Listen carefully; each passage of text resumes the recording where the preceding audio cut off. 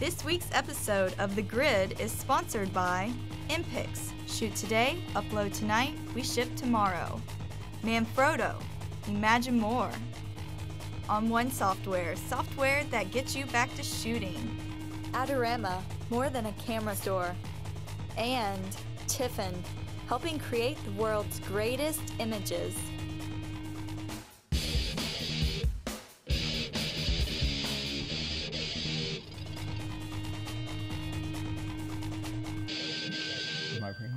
No.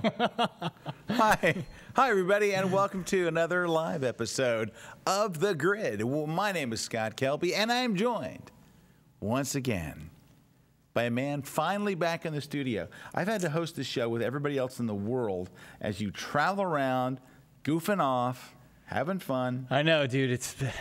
Where were you last week? I was here. Matt Kloskowski. Here he is, Matt Kloskowski. There's Matt right there. And I am joined. He already said his name, but there's a part of his name that we missed today. It's Scott Zuma Pick of the Day, Kelby. So Scott, this is big. He's our buddy. So Scott shot a hockey game last night. You uploaded your photos to the wire service that you shot for. Yeah. And today somebody sent them a message and said, dude, your photo's on the Zuma Pick of the Day. So I know. Congratulations, man. Thanks. I've been really struggling. I wrote a blog post. I wrote a couple of blog posts about it on my blog because this is my fourth game of shooting hockey.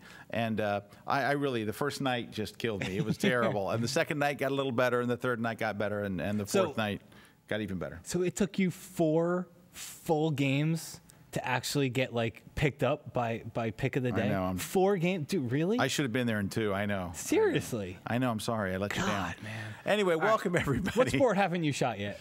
I haven't shot. I'll tell you what I want to shoot that I haven't shot. I don't even know what the name of it is, but you know the high-speed indoor bike racing. Oh. Where they on the bank track, Yeah. it's an Olympic sport, and I think it's called really fast bicycling. I can't imagine that's easy. I want to shoot that. I really. Right. So when you get there to shoot that, yeah, by first shoot, I want the Pick of the Day. It's not going to happen. Okay. Hey, before we get way further off track than we already are, I'd love to bring up the picture, but I guess you have it on here. No. All right.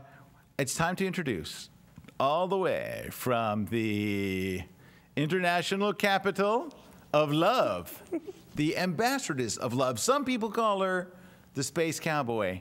Some people call her the international ambassadress of love, Miss Nancy Massey.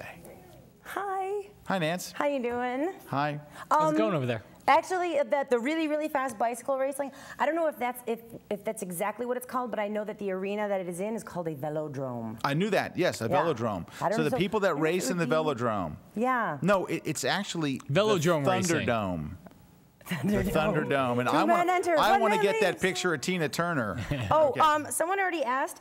ELE stands for Evil League of Evil. Wow, that is... International, which begins with an I. Yeah. That was good, though. Evil League of Evil. Hey, you know what would be good if you did about right now? A shout out? A shout out. That would be great. I do. Actually, I should have given this out last week, but I do. I have a shout out to, and I hope I have his name right. His name is David Sutera. Now, this is a really cool story. So last weekend, I was on my way to Home Depot, and as I'm walking in, I am a huge fan of the classic Volkswagen Beetle, and I see this gorgeous blue Beetle with chrome driving by, so I got to stop, and I'm Punch Buggy Blue. Oh, this is beautiful. And the car drives by and he stops and rolls down the window and he's like, excuse me, aren't you the international ambassadress of love? And I was just like, oh, yeah. So anyway, David, love your Beetle. It's absolutely beautiful. Hi. Nancy, hope you're enjoying the you show. realize when a guy drives up and rolls down his window and says, aren't you the international ambassadress of love? If they make a bigger come on, I don't know what it is. You know, you're supposed to speak back in French and be all mysterious and spill perfume and stuff. I know. If I had a hidden agenda, I would lose it. Seriously, I just don't. Yeah. No, that was your opportunity. I mean, you're going to be telling that story to your grandkids. I know. I could have been driving that thing. Oh, you so could have. Yeah, messing up the gears and stuff. So speaking of last week, were you here last week? Yes, I was here last week. No, you are. I was in Phoenix, Arizona. All the way to Tacoma. Philadelphia. Atlanta. L.A. Hey, I just want to take a couple quick things. We got a great show for you today. Yeah, it's starting out really good. It's not starting out good. It's going to get better, I promise. Hey, on my blog today, my guest blogger is Dave Clayton, friend of the family and wonderful guy. Last week was Glenn Dewis, so Glenn and Dave are great friends, and they're great friends of ours. And if you get a chance, go stop by the blog. There it is. There it is. And he's our NAP evangelist over there in the UK, and just one of the nicest guys you ever want to meet. A really terrific guy, and really just quite a pain in the butt. Anyway, go by my blog. He's got a wonderful blog. And if you want to, you can actually come and see them in person. When I go to London, they're going to be over there. Well, it's interesting. Dave won't actually be at my seminar. So I'm going to be in London at the Islington Design Center on April 28th, which is a Saturday. And it happens to be Dave's daughter's birthday, so he won't be there, which I think is going to make the day so much better. It will. Really. So Brad writes, lame, where are his priorities? I know, right? Hey, I just want to mention something. My digital photography book, Volume 4, should be, I think, out sometime next week. Now, the Kindle version's already out. I know people have been talking about that. And I know that they've shipped from the publisher, so I expect them to be a little earlier than everybody thought they were coming out. But I mean, I don't want to swear to it because then people will be angry. But I think it's coming out any day. We're going to give away 3 copies of that today on the show. Of course, you'll have to wait till we actually get our copies. I don't have my copy yet. But some cool news was... it got up to number 7. It got up to number 7 of all books on Amazon, and it's not even out yet. I was so all tickled. books, like- I've only had that happen twice, where a book got into the top 10 of all books, so... And one digital photography volume 1 wasn't that? That was the other one that was the got first up one. there, but I think it got up to number 8. So I was very, very You beat excited. For an author, you're like, you want to black out, so that was kind of cool. I'm going to have to look at the paper now because there's no one at all working the teleprompter. So Matt, All right, so we got digital photography Jeez. book. We got there we go. Hey, you're going on tour. Wow, nice. I am going on tour. I'm going to be in Atlanta, Georgia on March 9th. So come out and see my Light It, Shoot It, Retouch It tour. I'll be in Tampa on March 13th. It's a Tuesday, and then of course in the UK in April. Dude, I can't go to your UK tour. I wanted to go to your. Where are can't you going to be? Teaching that week. Oh, teaching. Yeah. So, all right. Hey, tomorrow. So we have a special guest in from Wacom tomorrow. So the guys that make those tablets and cool tablets and stuff, they will be in tomorrow. And Corey and Pete are doing a special live webcast with them. So if you got questions, if you want to see Wacom stuff, you got anything you wanted to ask them, learn more about them, make sure you tune in tomorrow. It will be 4 o'clock. 4 o'clock Eastern. Is it just going to be pretty much just the standard old, here's a Wacom tablet, or is there anything maybe exciting? I think there's exciting. I think there's exciting stuff that will happen. Stuff that will I think it would freak be everybody out. I think it would be very good to tune in. All right. At that point. Oh, kelbytv.com/on-air, just in case anyone wanted to know. one more time. Say it again. kelbytv.com/on-air. Now say. Notice with how she French writes it accent. with her hand. Oh, there we go. All right. She writes thanks. it with her hand. Kelby TV TV on air. On air. Okay. So that's tomorrow, and I have a feeling. Ooh. Sorry. That tomorrow's gonna be a good day. So go watch that because I think it'll be the talk of the town tomorrow. Okay, let's see what else. Photoshop World is coming up. You got to go. You just got to go, and it's not too late to go. It's going to be in Washington, D.C., March 23rd, 4th, and 5th, or something like that. And it's going to be in our nation capital. Go to photoshopworld.com and click. See where it says click sneak peek right there on the front? Watch that video, and you're so going to want to go. You're going to have the time of your life. Tons of people from Adobe are there. Brian Hughes is there, Julianne Koss, Russell Brown, Terry White, the Adobe crew's there with their booth. It's going to be just amazing. It's always a great time. There could also be other exciting things happening there, because very often Adobe uses the Photoshop World keynote to either sneak peek new technology, which they've already done a ton of that, and sometimes they launch things there. They reveal things. It could be a lot of fun. So I hope you will be there to see if anything cool happens.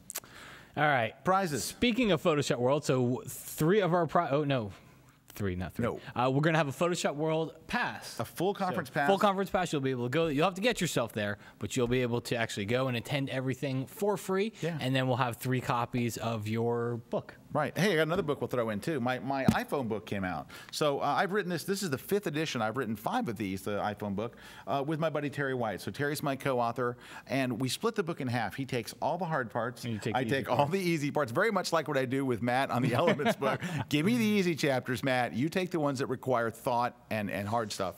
So anyway, you can go get this, wherever fine books are sold, or Amazon, Barnes & Noble, any place books you can get them. It's just called the iPhone book. All right, we got a topic coming up after the break. After the break, 10 things every serious photographer needs to know. And just real quickly before we take the break, what is a serious photographer? I think it's anybody. Alan Hess really answered it well on Google Plus earlier, where he said, it's somebody that really wants to get better, someone that really cares about better. That's a good way of putting it. That is a serious photographer. Doesn't mean you're making a ton of money from it or anything Doesn't mean like you're that. a pro or get professional, but you want to get better. And these are really things that I would tell someone that said, I'm into this and I'm really digging it and I want to get better. Yep. We're going to share with you what we would tell those persons to help them make them better. Stick around. We have a whole lot more when we come back.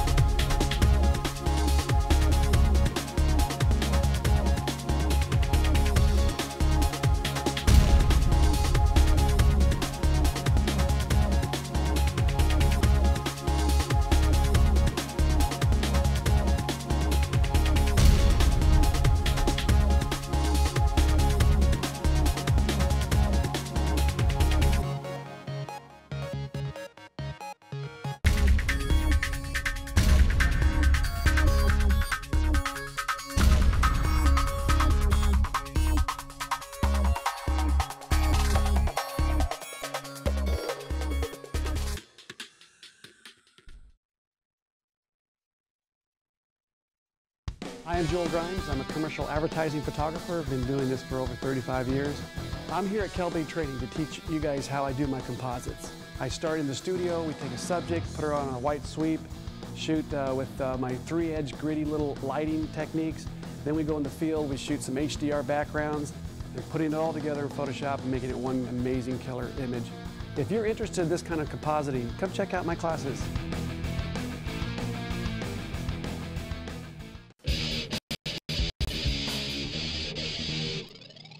Hey, we are back. Scott Kelby here with Matt Kloskowski. Hola. Hey, we have a sponsor. We love our sponsor. It's On One Software. On One Software. So our friends over at On One have actually, they released a brand new thing. On One makes plugins for Photoshop and for Lightroom.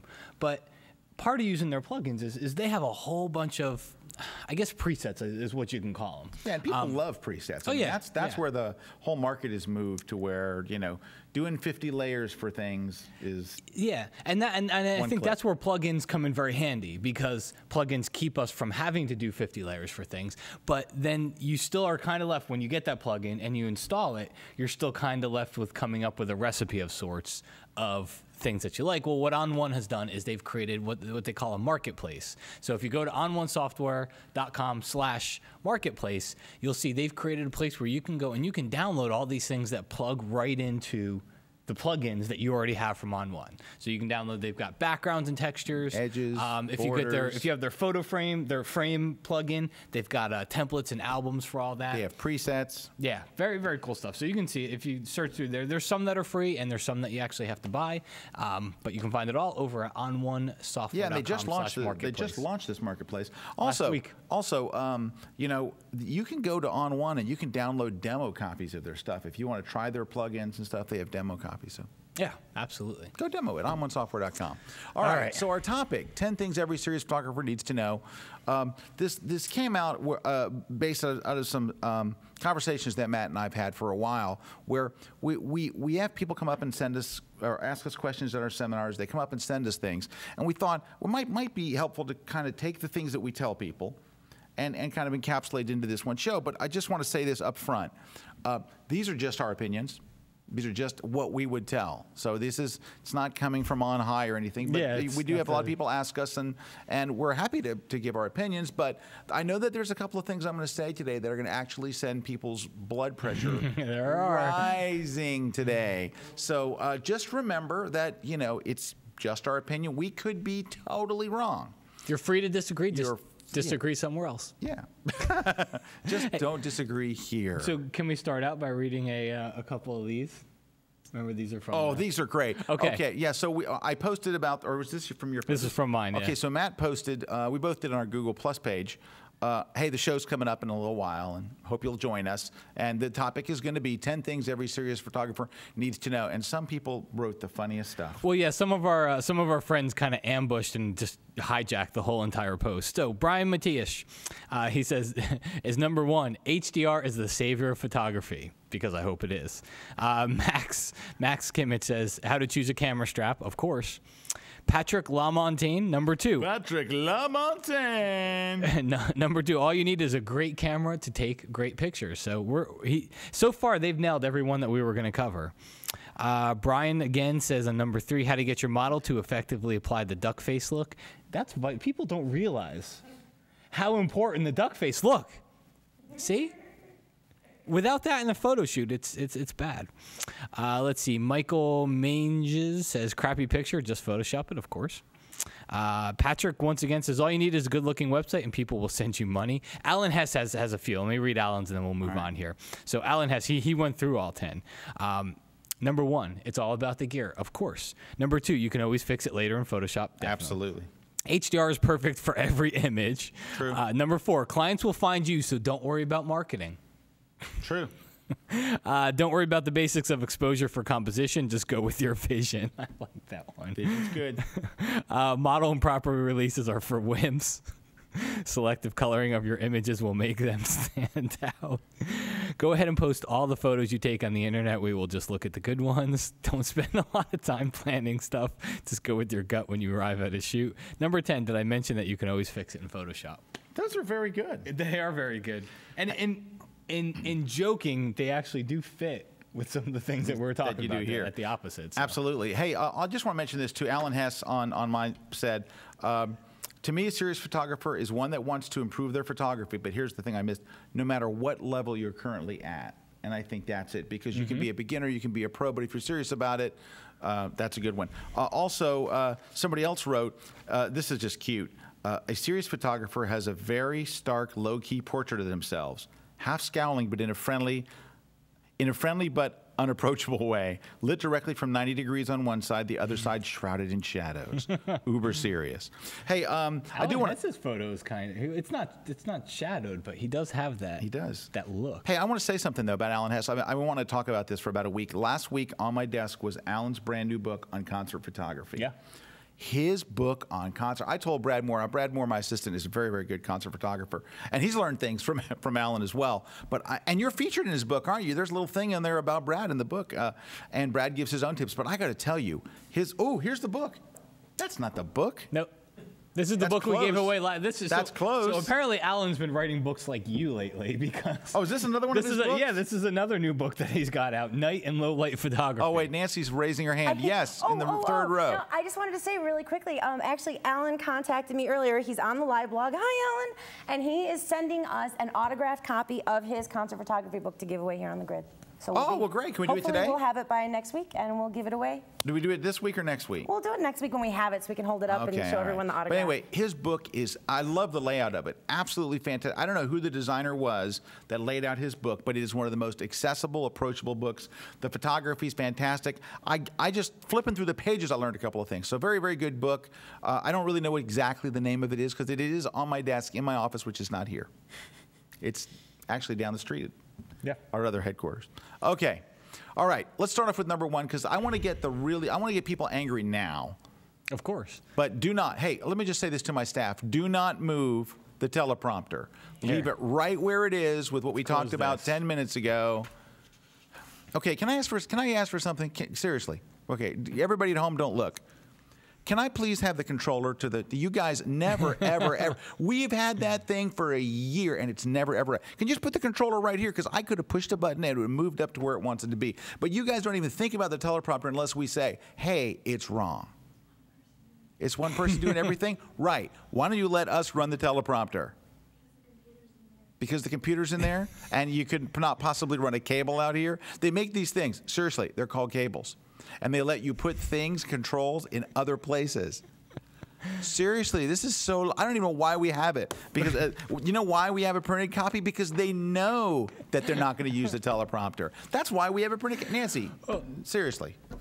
Can you help with this? Fix this, Nancy, now. I will get right on that. Seriously. All right. All right. Okay. Number one. Now, Uno. Okay. Well, I was getting myself ramped up because everyone's going to be mad when I say this next one. Okay. So the first part sounds good and the second part sounds bad. So I would say that one of the biggest things that you can do to help your photography is to really study the work of other photographers. Mm-hmm. Would you agree? I would agree. But here's the thing. I would look at the photographers that you want to emulate today.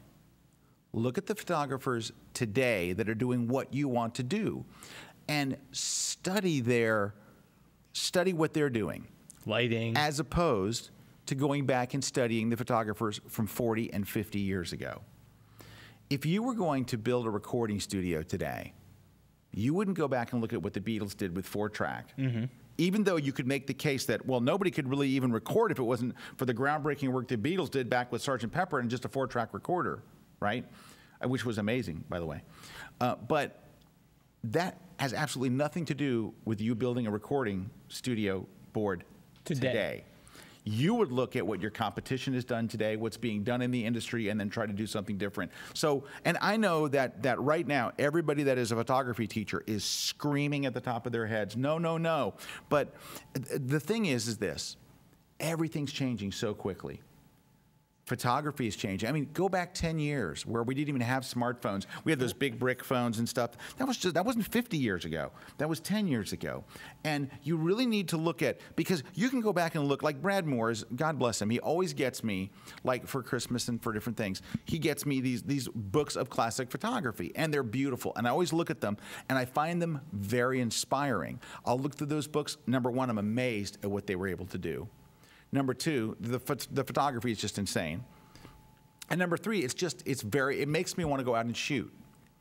But there's nothing in those photos that really super relates. It's not the lighting, not the composition, not the anything to really what's going on in today's market, because nothing is like it was 50 years ago. Lighting is different. Everything's different. Composition's different. Photography out of it. Yeah. Everything in the world is different. Right. Today than it is 50 years ago. And if you were going to do a sitcom today, you could go back and say, yeah, but I Love Lucy, that was really the one to go back and look at the Honeymooners. Why? No, but they're not. They wouldn't be funny. They wouldn't be as funny today. And that's, I think. You know what happened to me and my dad? So my dad loved a comedian named Ernie Koufax, and he was always telling me about Ernie Koufax was this guy way ahead of his time. He was brilliant, all this kind of stuff. And then one day, I'm like in my room, I was as a kid, playing drums. And my dad comes in and says, you've got to stop. And I'm like, oh, I'm sorry, is it too loud? He's like, no, it was just the right volume. No, they're about to do an Ernie Koufax special, the best of Ernie Koufax. Yeah. You got to come see it. I'm like, oh, okay, great, you've talked about this for forever. And I sat there with my dad and we watched it. And my dad just apologized to me and goes, this was so great back then, and it's horrible today. And it was horrible. And he was like, Scott, I'm telling you, when I was a young man, this was so funny. We would be in tears. The whole room would be in tears. But here, all these years later, it just doesn't relate to comedy the way it was then. And even my dad's sense of comedy had changed, You know what's interesting to go back and listen to? Steve Martin. I remember we would sit there in front of the TV and he'd go, "We are two wild and crazy guys." And we would die. And you watch it now and you're like this. You can't even pull a smile out. People thought that was funny. Yeah. We are two wild and crazy guys. It's like that with everything, though. But right. I think the point is, but people don't want to apply that to photography. Yeah. They'll apply it to everything else in life, but not photography. Go back to the classics. And so keep in mind again, and Scott said it before, but what we're saying is we're not saying don't be inspired by that. That's not the point at all. Comedians today can go back and look at comedians from years ago and see what they did to make people laugh and get inspired from that. Same thing with movies, same thing with anything. You can be inspired by it. What we're saying is that if you really want to be serious about photography, you've got to go back. You can go back and look at that stuff, but if you want to be competitive today, you've got to go and you've got to look at photographers that are competitive today. And what they're doing today, and find the photographers that you want to emulate.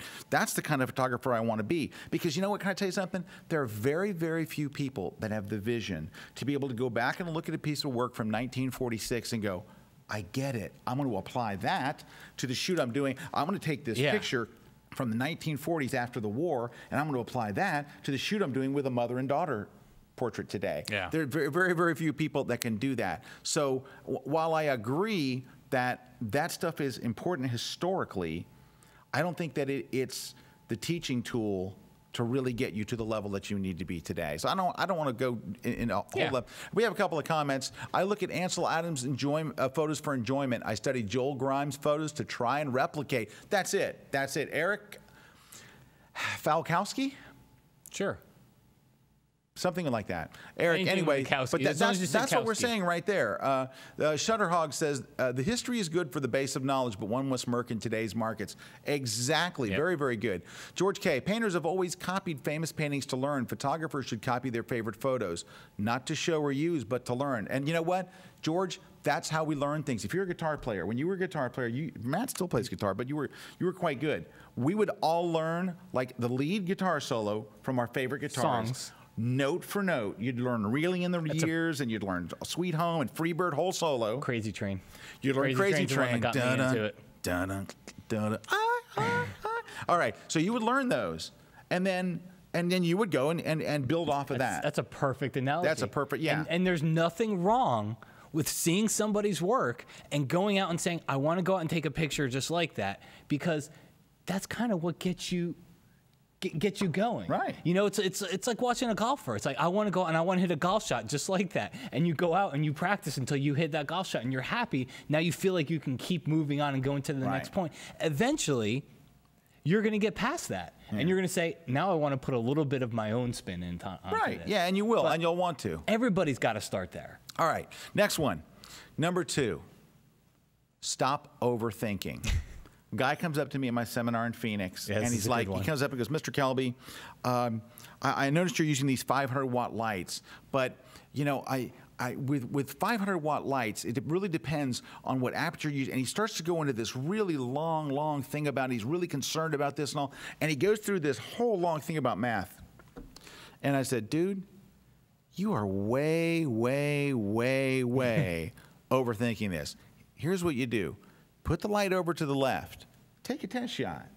If it's too bright, turn Make it it down. darker. Make it darker. But I think that is a big thing that's happening in all of photography. I run into so many people who they want the answer to these things to be mathematical.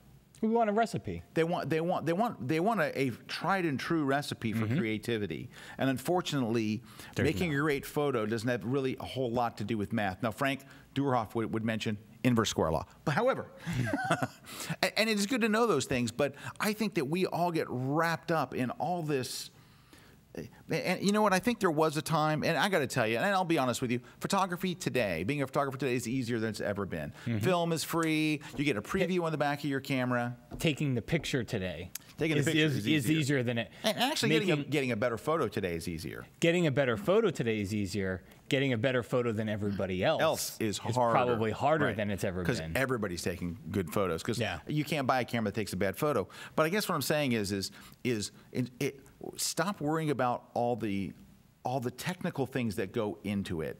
It really doesn't matter. If you turn on the light and you fire the strobe and it comes on, today you can look immediately and see if it's good or bad without having to understand all the math. Can I tell a quick story about because I teach the I teach the Lightroom tour out on the road. So you've got 400, 500, 600 people. You're sitting in front of them. When I start the class on the develop module, one of the things I explain to people is that because all throughout the day people are always coming up there saying, do I sharpen here? Do I sharpen in Lightroom? Do I sharpen in Lightroom before I go to Photoshop? Do I go to Photoshop and then do I come back to Lightroom? So I start the develop module class, and we're starting to talk about editing photos. And I always tell people in the class, it doesn't matter in the develop module what order you do things in, because it doesn't stack them on top of each other or anything. But I say, more importantly than that, my whole theory on this thing is, it doesn't really matter what order you do things in anyway. Okay? One day, 10 years ago, it did matter. When you were working with a 2 megabyte file from a digital camera where, these were the first digital cameras. Yeah, and you shifted the levels and you could see the pixelization as soon as you posterization and all that. It did matter at one point, which is where this workflow came from. It doesn't matter anymore today. It doesn't matter if you want to sharpen first, sharpen first. If you want to retouch first, retouch first. If you want to sharpen again and then retouch again, who cares? It doesn't matter. These files are so good. If the photo looks good at the end, it doesn't matter when you sharpened. Yeah, so it kind of goes a little bit along with that. But Matt, this breaks the rule. You sharpen last. No. I don't care when I sharpen. Just do it. No. You sharpen last. But anyway, but that's it. We're overthinking all these things, and we're trying to find what's going to give you that little edge and all. And you know what it is? You're splitting hairs on a level. So stop sweating everything. Stop overthinking everything. And we'll talk more about that when we get to the end. We actually have a bonus one if we have enough time. Number 3. I'm going to answer the question on how to find the right camera for you. I cannot tell you how many emails I get. Scott, I'm thinking of buying a new camera. Which one should I get? Okay, and I'll tell you the exact same thing that I would tell anybody is this. The number one is you have to hold the camera in your hand. Don't go by specs. Like, should I get a Nikon, a Canon, a Pentax, an Olympus, a Sony? Like, what should I get? You have to hold it. You have to shoot it. You don't have to go out on a shoot with it. But go to your camera store and say, I want to hold a Canon. Hold it. Go through the menus. Load a card, take out a card, look at a few shots. Spend 10 minutes with it. Shoot 15, 20 shots. Go through and look at them. Go through and all that stuff. And you know what? And then go to the next one. Then pick up the Nikon. Then pick up the Sony. And you know what's going to happen is you're going to know right then and there which brand is for me. And the best analogy I can give you is it's like guitars. You know what? Fender makes a great guitar. Gibson makes a great guitar. Paul Reed Smith makes a great guitar. Schecter makes a great guitar. Ibanez makes a great guitar. A lot of companies make great guitars. If you listen to them, they all pretty much sound the same. And you might have somebody go, oh, well, a Paul Reed Smith has a little more sustain, whatever. But the average person would never be able to tell by listening to them they're playing a blank. So how do you know which guitar that you love? You go to the store and you play them. Pick it up and play it. And you're going to play one that goes, this is the one for me. This is the one. Now, this is just part of it. The second part, Matt mentioned when we were talking about this earlier, is what's the other reason why you pick a particular brand? I always tell people, get what your friends have, because then you have a built-in support network. You've got built-in sharing. Because now you can share lessons, or not lessons. Lenses. You can share lenses with everybody. Now you've got somebody flashes. Now you've got somebody you can call and you can say, hey, you know what? This blinky thing isn't happening on my camera. How do I turn that on? I remember seeing it on yours. And you've got that built-in support network. So I tell it when people ask me Mac PC, Nikon, Canon, anything like that. I always tell them, get what your friends have. Because if you don't, then you've got nothing. You've got nobody to ask questions to. Yeah. You've got nobody to share things with, and you don't have that support network. All right. I would also tell you this, and this isn't going to make me any friends either, but if I had to buy a camera today, I would buy a Nikon or a Canon.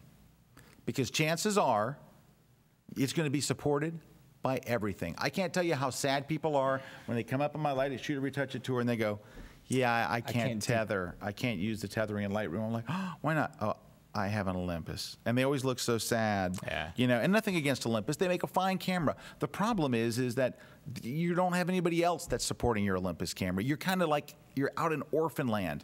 And you know what else too? Here's another reason why you want to play with the cameras. The other day for my first time ever, I got to hold a Sony DSLR, right? Mm-hmm. And I have heard people rave about them. People love them. But it had an electronic viewfinder, right? And instead of an SLR, it has an electronic viewfinder. I held it up and I was like, I couldn't shoot with this. Yeah. This is just me. It's not bad about Sony, but it's just for me. I looked through there and I knew in a split second this isn't for me. And I would never know that if I hadn't held the camera. And so I know that someone right now that has a Sony is writing, oh, Scott, it's so much better than what, that may be, but it's just not for me. That's how you got to know. Now, I also want to point out something else that's important. Right now, I think a lot of people are ordering Nikon D800s, and they don't know why. I just want you to think about this. It's a 36 megapixel camera. Now, I bought one. I ordered one because, well, we teach Nikon You're in the cameras, industry, yeah. Right? And I felt like I didn't want to not have a D800. But I said to Brad after I bought it, because I bought the D4, because I can come up with 50 ways to use a D4. But I sat there with Brad and go, I'm not sure how often I'm really going to use this D800. Because do you know how big the files are? A 36 megapixel file is when you open it in Photoshop. It's over 100 meg. Big. Do you know how fast you're going to fill a 4 gig card?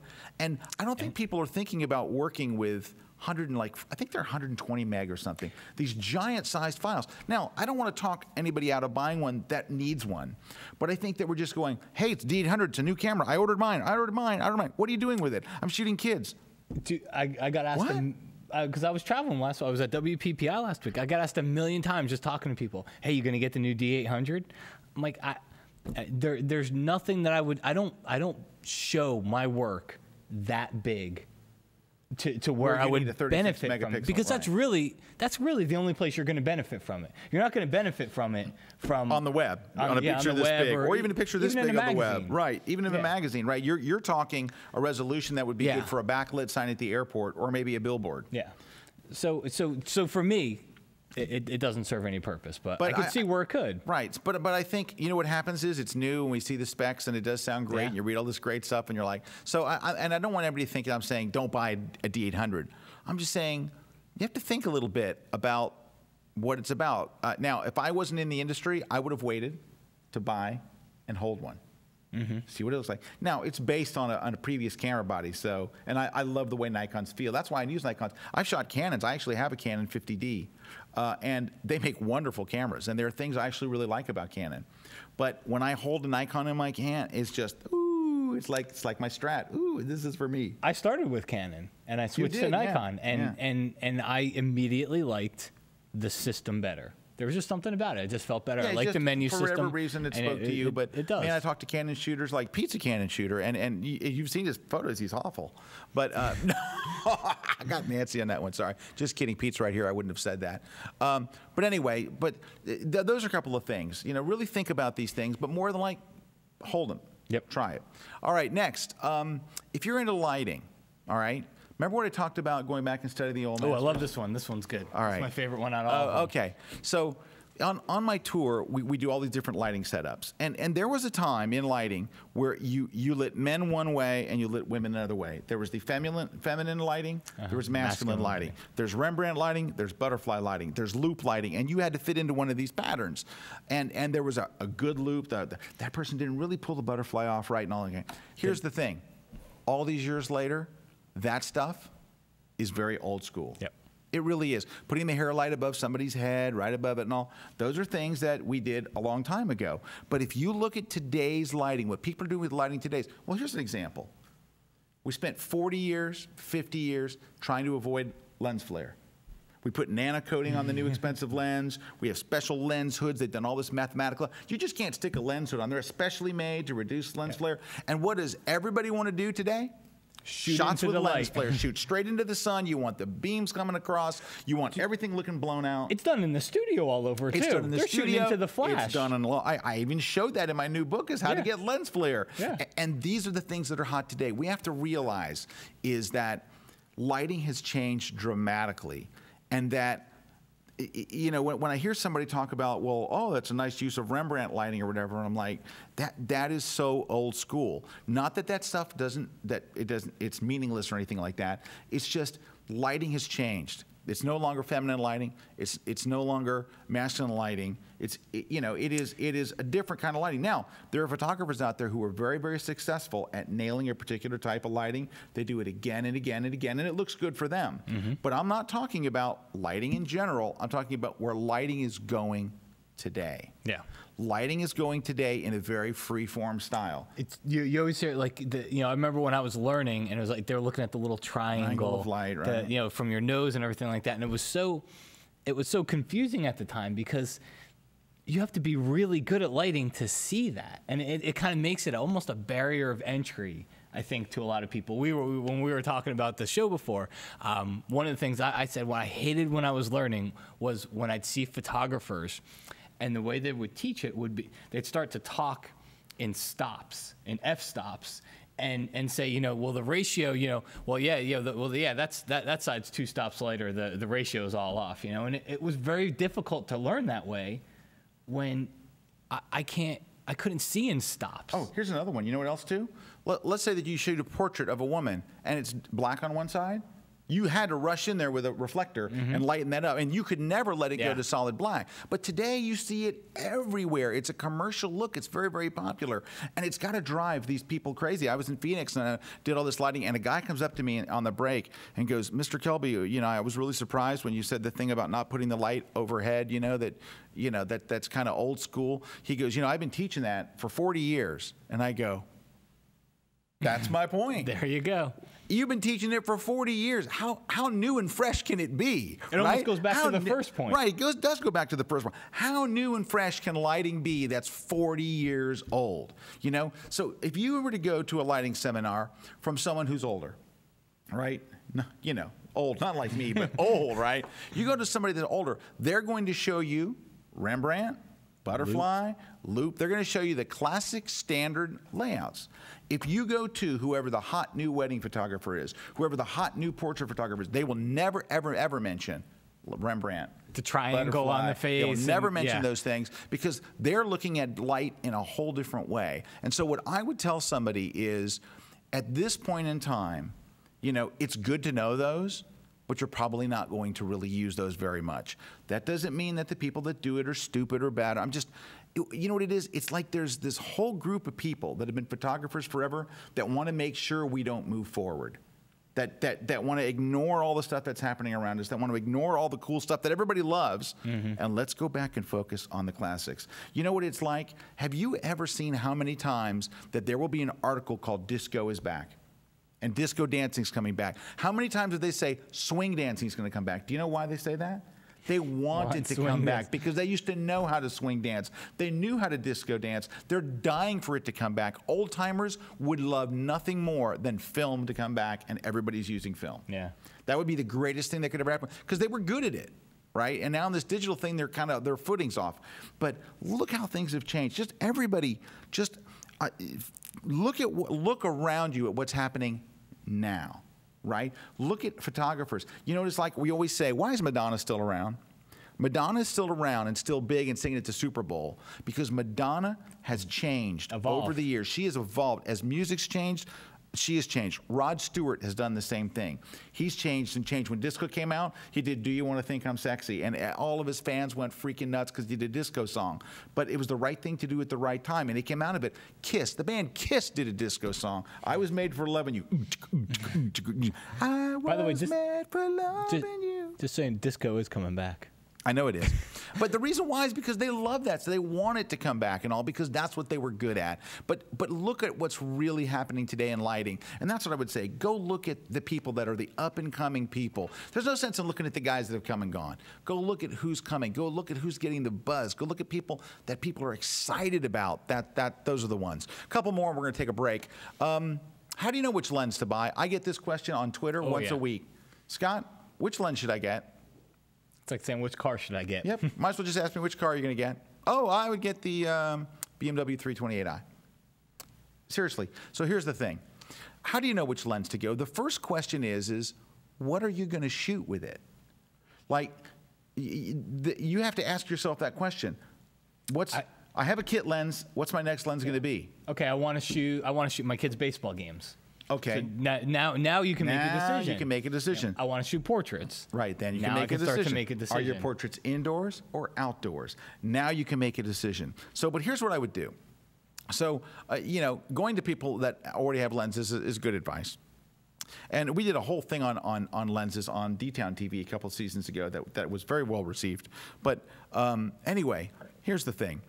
There are certain lenses that are made for things, like 85-1.4. Everybody's shooting that in wedding photography today, right? Everyone's doing the natural light, and they're shooting with 85-1.4 and all this stuff. So here's the thing. Your lenses are so expensive today. 85-1.4, it's like, what, $1,700 bucks? What's a 24-70? $2,200? $2,200. Here's what you got to do. If you have a friend that has the lens, borrow it first. And don't be taken away with just as better than your kit lens, but actually try it and go, how much am I going to use this lens? Yeah. Am I going to use this to death? Because when you spend $2,200 on a lens, that's as much as a camera body. That's more than a lot of really good camera bodies. Oh, yeah. So, I guess I take it a step further in some things to look for when it comes to lenses, because RC and I actually we were in D-Town last week and we did an update to the lens show. We talked about a couple of things, but one of the things that we said was, we talked, all the lenses we were showing were Nikon lenses. Right. But one of the things we said, Sigma makes lenses, Tamron, Tokina. They wouldn't be around today if they didn't make a good lens. So right off the bat, we had Nikon lenses because our friends shoot Nikon. Right. And that's just what we've developed over the years. But those other lens brands, there's nothing wrong with them. If you can get a less expensive one. I shot Sigma and I shot Tokina and had great results. And some of the things, and so many of these points go together, because some of the things that we were talking about those lenses, you'll see the optical quality, the chromatic aberrations. And RC said this is like, dude, if you're looking at chromatic aberrations on your photo, you're looking at the wrong thing. You got a way bigger problem than anything. So it's like, forget about that stuff. And get the lens that's best for you. And the only way you get the lens that's best for you is if you try them out. That's the only way you're going to do it. Because you know what's going to happen? You're going to ask other people for advice on this, because I've been there. When I remember when I got my first DSLR, I had one person swear to me that the only lens I should get was a 51.4. He said, don't buy another thing, buy a 51.4. And then I had another person swear to me, just don't shoot women with it, to get the 70-300. And then I had another person swear to me to get the whatever it was. You got to try them out and find out which one you're going to be happy with. Yeah. There's two places to do this. Go to lensprotogo.com or borrowlenses.com. Those are two places that we've all used, and they'll send you the lens for a week. A week is a really good time to decide, can I live without this lens or not? And if you get to the end of the week and you're like, I can't live without this, then you know you found one. Yeah. But you know what? You might find it a week and go, I really didn't use it that much. And the other thing is, and it might cost you some money, but sometimes you might have to rent it again. Yeah. And I can tell you this from a personal story, because I did this with the lens. Is I wound up renting a lens multiple times. Just because I used it and then I wasn't sure, and then I rented it again, I wasn't sure. But you know what? I never second guessed when I was done, because eventually I did buy the lens, and I might have spent I spent more money because I rented it a couple times first. Yeah. But I never second guessed that money. I never said, darn it, I rented that thing twice and I could have put that money to. when I bought the lens, I felt that much more confident. Yeah, I bought had the right zero buyer's lens. remorse about it because I felt more confident about it. So, and I think people do wind up oftentimes with the wrong lens, and so it's one of those things. If somebody has, obviously, if a friend has one, it's better than having to rent it. But at least there's a couple of places you can go. Yeah. One more, and then we're gonna take a break. Number 7, you've got to be competitive today. You have to get good at Photoshop or Lightroom or both, ideally.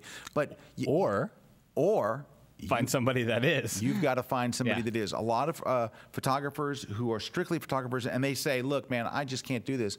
They get a retoucher. They get somebody else to do their retouching, somebody else to do their editing. You don't have to do it. If you go, you know what, I don't have the head for this, doesn't matter. You've got to find somebody to be that second part of this equation. Because today, digital photography isn't just the camera. And you know what? I don't really know anybody taking a shot straight out of the camera and posting it anywhere. No. Now, Joe McNally, I would say of all the people on Earth, right, probably gets as close to an image out of the camera as I've ever seen. But his stuff gets retouched. Yeah. Now, his stuff gets retouched a whole lot less than mine. but everybody's gets sharpened. Everybody gets color correction. Everybody's gets some contrast. Everybody's need even just something cloned out or something. It's no problem if you can't do it, but you've got to find somebody else that can do it. Yep. So that's really, really key. It's a part of the business today.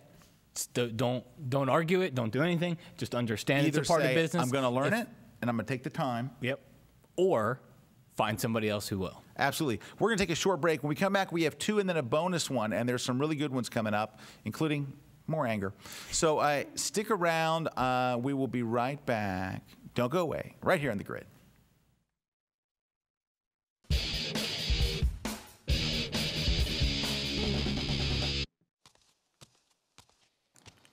Mama always said, you gotta preserve the present for those in the future. I think that's what my Romance Landscape series was all about. I shot for 6 days, 12 hours, and 34 minutes straight.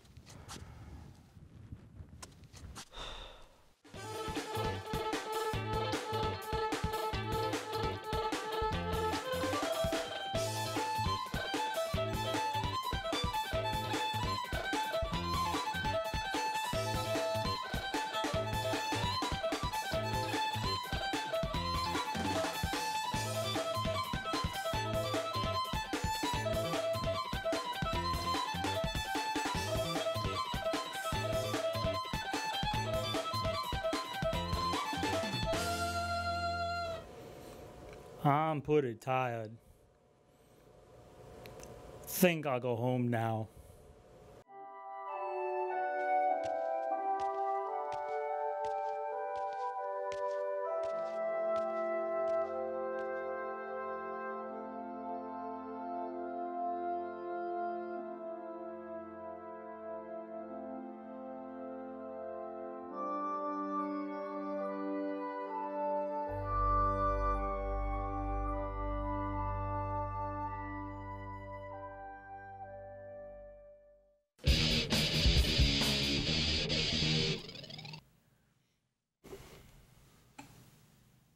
Hey, we are back. Scott Kelby here with Matt. With the blank screen.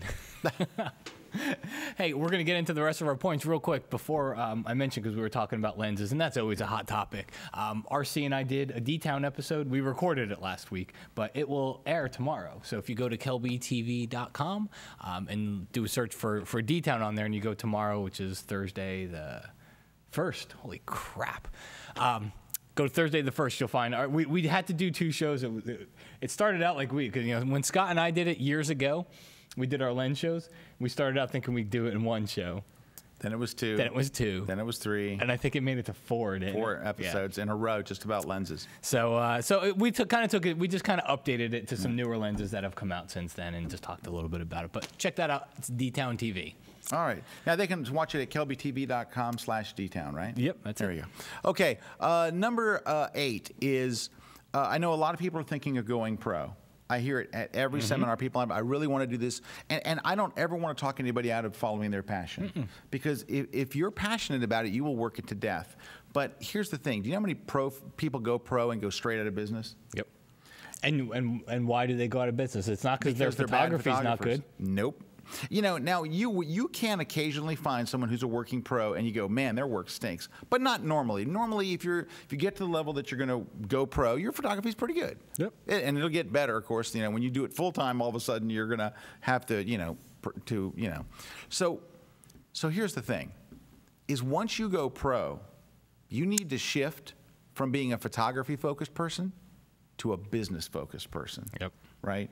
It's like your passion is photography, you're good enough to go pro, stop worrying about the photography. That's going to come. It's going to happen whether you want it to or not. It's just going to come because you're going to be shooting every week, and hopefully, but you're only going to be shooting every week if you switch to being that business person. Yeah. If you think that you're going to become pro so you can do photography all the time, you're going to go pro so you can do marketing 90% of the time.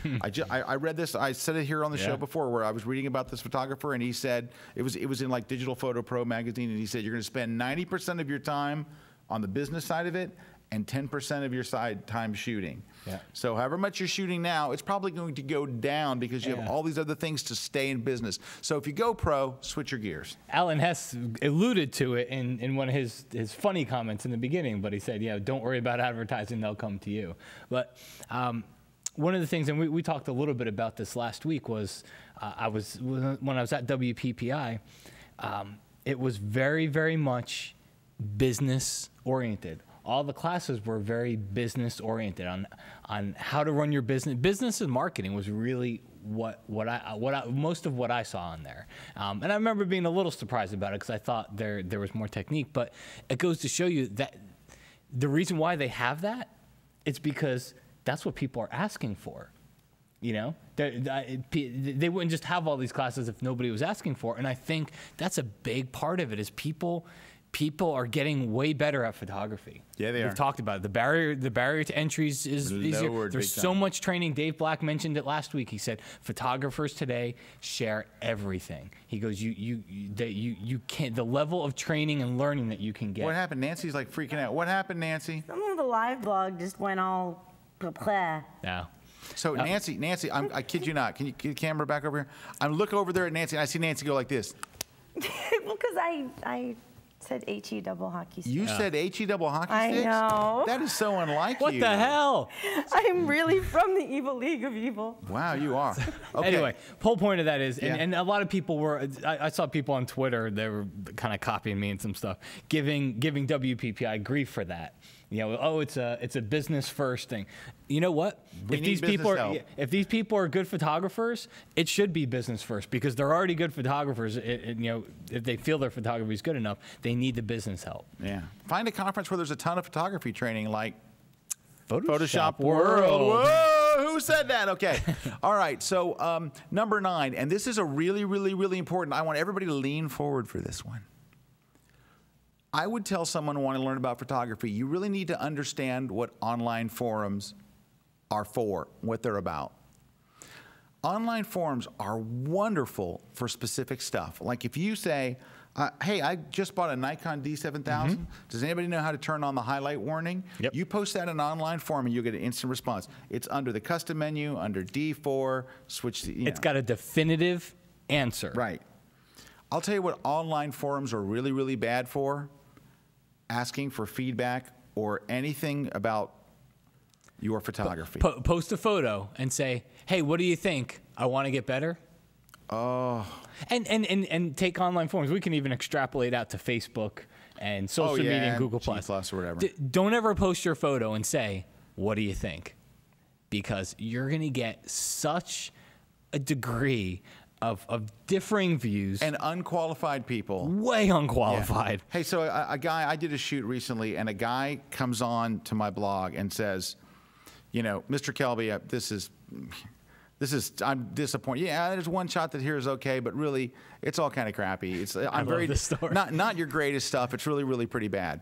So the same day that this guy, and that's an unsolicited, I didn't say, please tell me what you think of my work. Oh, yeah, that even makes it even better. Right, so I'm sharing. I'm going, I did a shoot, and I'm talking about some of the technical aspects of it, and I'm just sharing. I'm not saying, please let me know what you think.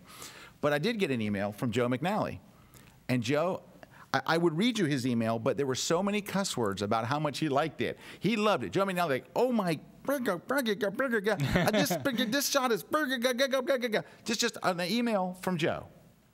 On the same day, this other guy is telling me how bad it is. And so, you know what did you go with? I went with Joe. Oh, that's okay.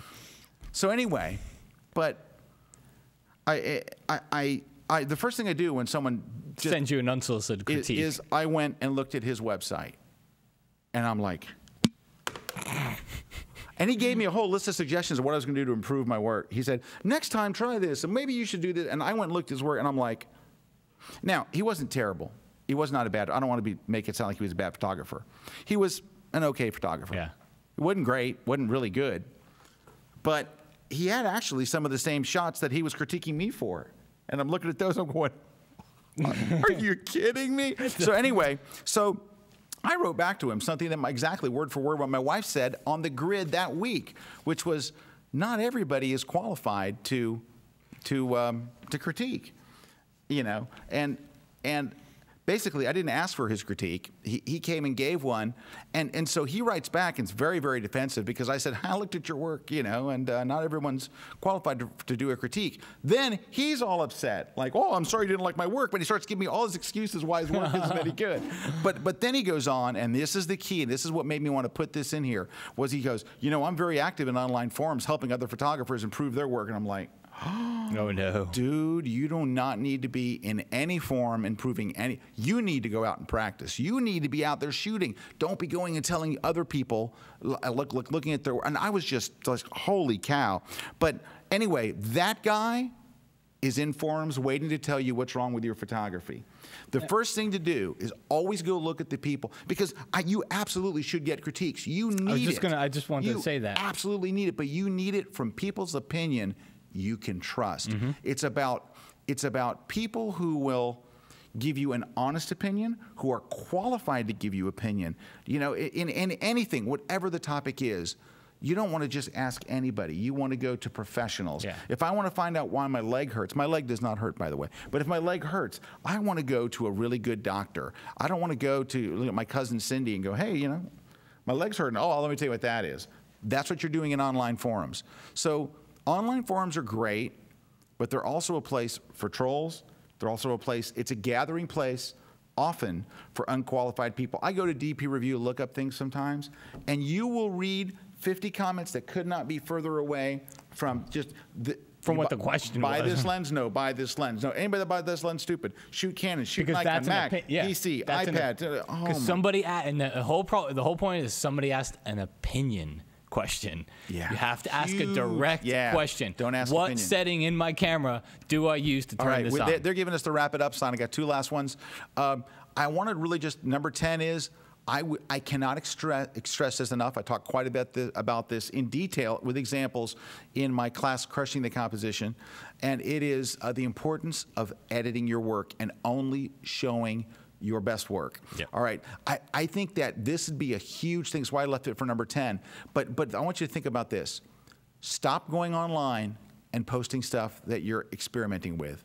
Stop posting works in progress if you want to be taken seriously, because people don't go, wait, that's not really his work. He's just practicing. He's just practicing. His work, when you put up a shot, everybody judges you on whatever the last shot that you put up is. Mm-hmm. And they look at, and if you post 4 or 5 bad shots while you're working on something, they're going to start going, wow, he used to be good.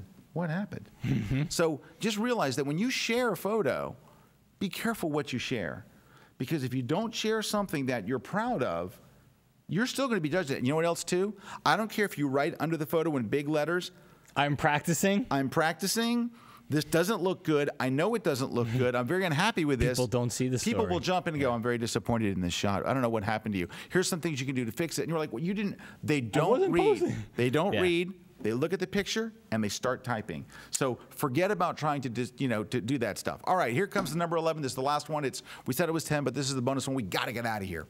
So and actually, while I'm getting ramped up for this one, Nancy, let's do the giveaways real quick. Okay, everyone that is listed as a trusted user, of course, you know you can't enter.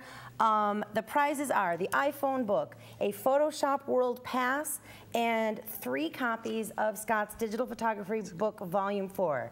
So in the live blog, you are going to type your name, your email, the prize you want, and hit enter. You are only going to enter it once. And then we're going to get it all. And then at the end of the show, after it's all over, we will go through and randomly pick winners, and we will contact the winners. So this also means we probably won't be publishing any more comments for a while because... Cool. It fills up. All right. Hey, can I jump on a real quick point before we go to 10.5 11? And Pete brought this up. It was when we talked about it before. The quantity of photos. It kind of goes to editing your work, too. You got to be careful of the quantity of photos you post. Nobody wants to go through 70 photos in a portfolio. Nobody will make it through 70 photos in your portfolio. They'll make it through 15. I get bored at around 15. Yeah, it's got to be really great stuff to keep going. Yeah. Yeah, but I won't go past 30. I mean, I don't know. And I only go, like, if I go to somebody's site and they have like 5 or 6 galleries, I only go to the galleries I'm interested in. If I go to somebody's site and they have a football link, I go look at football. We launched a new NAP member website last week, and we have these portfolios, and there was no cap on the number of images, and people were putting 50 photos in there. Ooh. But you just, nobody wants to see that many. So I think 20 is kind of the sweet spot. Okay, here comes the last one. This is the most important of them all. At the end of the day, if you want to have any kind of great photography, all right, let's just say that you want to do landscape, you want to have great landscape photos. To get those, you're going to have to do what's actually necessary to get great landscape photos. If you live in Orlando, Florida, which is a perfectly fine town, if you live in Orlando, Florida, there's not great opportunities there for landscape photography. Now, you'll have people go, well, that's not true. One day I was driving down 436 and I pulled off the road and there was a gazelle, you know. You might get one. You might get one. But here's the thing. So if you want to get good at landscape photography, you're going to have to do what's necessary. What's necessary, by the way, is going someplace where there is, go to out west, go to New York, go to one of these places, you know, like upstate New York. Go to some place, go to Arizona, Moab, go to Moab, go to Yosemite, go to some place where fabulous photos are made, and then get up at dawn. Hey, just one second. Can I say something? Hey, Jen, we started 4 minutes late, so we're only 4 minutes over. Just so you know. We're not 8 minutes over. No, we started 4 minutes late. That says 8 minutes. Hey. Tell the network.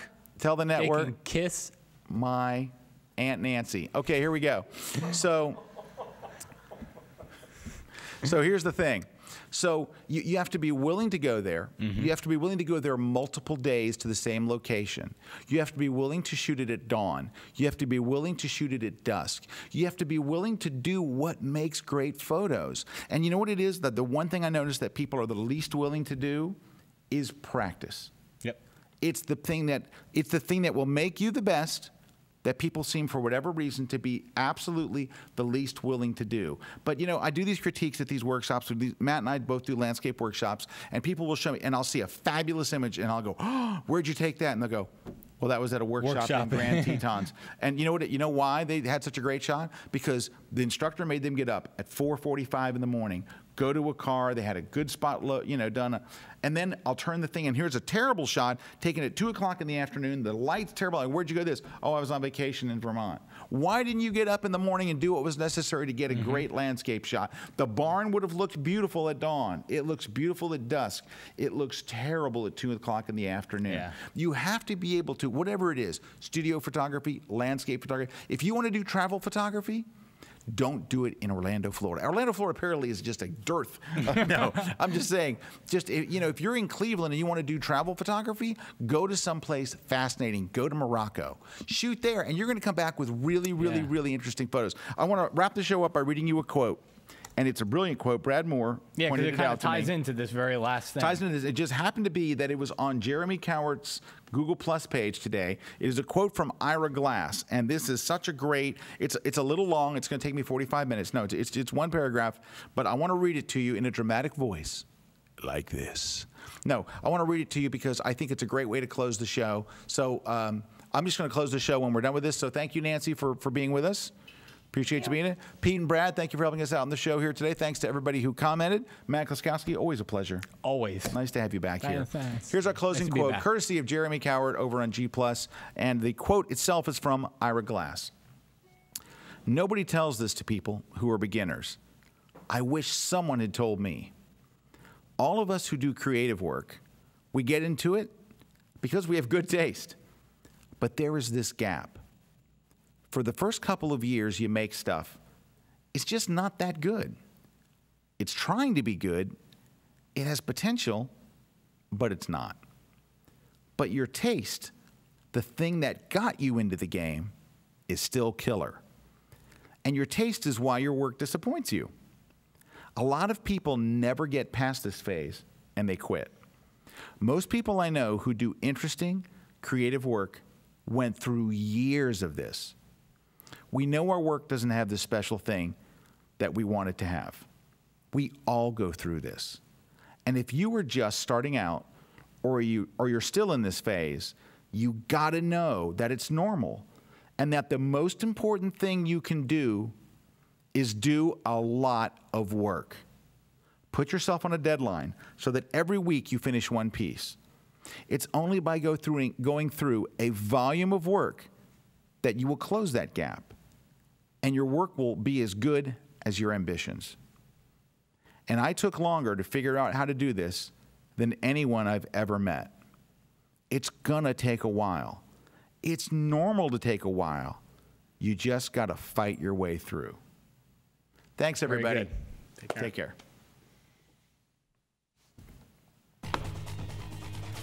This week's episode of The Grid is sponsored by Impix. Shoot today, upload tonight, we ship tomorrow. Manfrotto, imagine more. On One Software, software that gets you back to shooting. Adorama, more than a camera store. And Tiffin, helping create the world's greatest images.